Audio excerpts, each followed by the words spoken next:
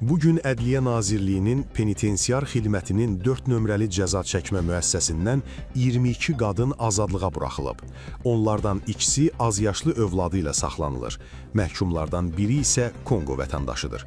Prezident İlham Əliyevin təşəbbüsü ilə qəbul edilən amnistiya aktı çərçivəsində azadlığa buraxılanlar arasında müğənni Dəniz Əsədova da var. O, cəzasının çəkilməyən hissəsi olan 22 gündən azad edilib. Həmçinin Neftçalanın sabiq icra başçısı İsmail Vəliyevlə birgə məhkum edilən müavini Gültəkin Sadıqova da sərbəst buraxılıb. Prezident Cənab İlham Əliyevə ailəm və övladımdan dərin təşəkkür edirəm. 18 yaşından Yeni Azərbaycan Partiyasının üzvü olaraq fəxr edirəm prezidentimizlə ki, bu humanist addımı atıb biz vətəndaşları, ailəsinə, özünü sevinci bəxş edir. Böyük bir sevinç hissidir. Biz bir dəqiqə belə ailəmizə tez qovuşsaydıq, yəni o sevinci mən sizə sözlə ifadə edə bilmərəm.